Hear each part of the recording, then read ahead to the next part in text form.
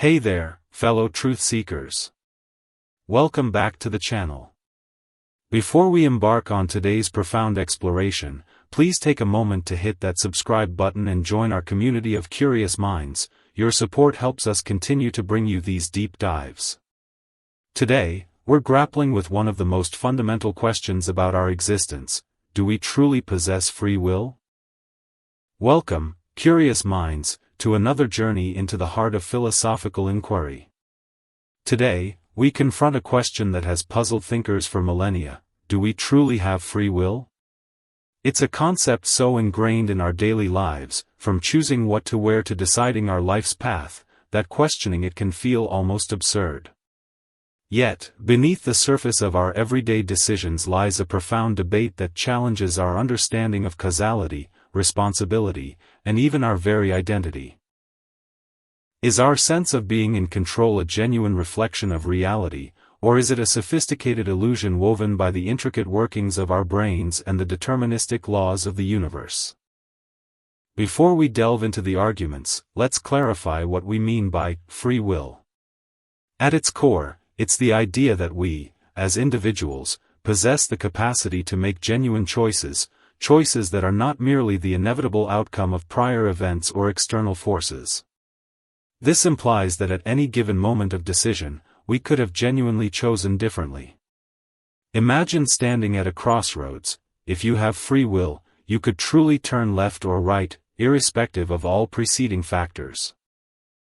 This notion underpins our concepts of moral responsibility, praise, blame, and the very structure of our legal systems. Without it, how could we hold anyone accountable for their actions? Before we delve into the arguments, let's clarify what we mean by free will. At its core, it's the idea that we, as individuals, possess the capacity to make genuine choices that are not merely the inevitable outcome of prior events or external forces. This implies that at any given moment of decision, we could have genuinely chosen differently. Imagine standing at a crossroads. If you have free will, you could truly turn left or right, irrespective of all preceding factors. This notion underpins our concepts of moral responsibility, praise, blame, and the very structure of our legal systems. Without it, how could we hold anyone accountable for their actions?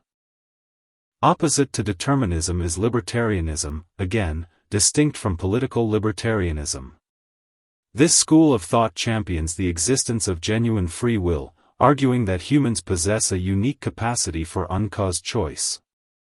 Libertarians believe that we are truly the ultimate originators of our actions, capable of breaking the chain of deterministic causality. This often involves the idea of agent causation, where the individual self, rather than prior events, is the direct cause of a choice. For libertarians, our subjective experience of making a real choice is powerful evidence that such freedom exists. Bridging these two seemingly opposing views is compatibilism. This perspective argues that free will and determinism are, in fact, compatible. Compatibilists redefine free will not as the ability to have chosen otherwise in an absolute, uncaused sense, but rather as the ability to act according to one's own desires, intentions, and reasons, free from external coercion. So, if you choose to drink water because you are thirsty, even if that thirst and your desire to quench it were determined, a compatibilist would say you acted freely because you were doing what you wanted to do. It's about freedom from constraint, not freedom from causation. Modern science, particularly neuroscience, has added fascinating new dimensions to this ancient debate. Landmark experiments, like those by Benjamin Libet in the 1980s, showed that specific brain activity, readiness potential, could be detected hundreds of milliseconds before a person became consciously aware of their intention to move. More recent studies, using fMRI, have extended this to even longer lead times, suggesting that the brain might initiate a decision seconds before we consciously make it. These findings raise a crucial question: is our conscious experience of choice merely an after-the-fact narration of a decision already made by our unconscious brain? However, interpreting these results is far from straightforward. Critics argue that readiness potentials might only indicate the brain's preparation for action, not the final, irrevocable decision. Furthermore, the complexity of the brain and the concept of emergent properties mean that simple cause and effect models might not fully capture the phenomenon of consciousness and choice. While some physicists point to the inherent randomness of quantum mechanics as a potential loophole in determinism, applying quantum indeterminacy to macroscopic human decisions remains a highly speculative and debated leap. The implications of the free will debate are not confined to academic ivory towers, they profoundly impact our societal structures and personal lives.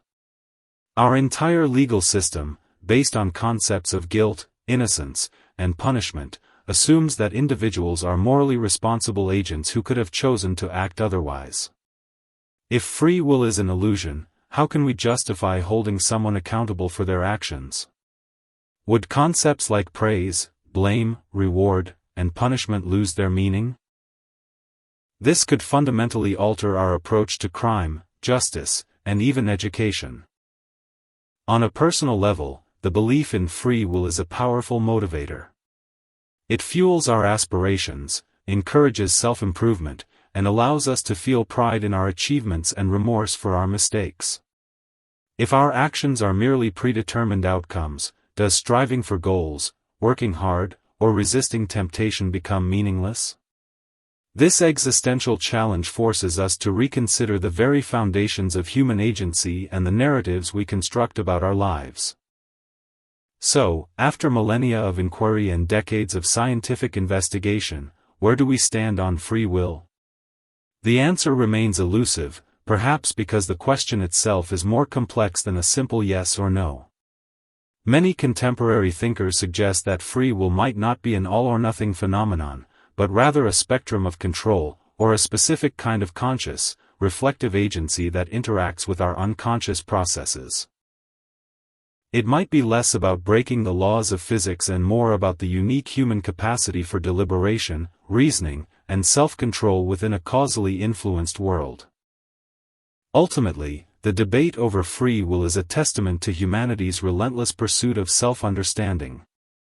It forces us to grapple with the deepest questions about our nature, our universe, and the intricate dance between cause and effect. Engaging with this profound mystery, regardless of the conclusion one reaches, enriches our perspective and deepens our appreciation for the complexity of human experience.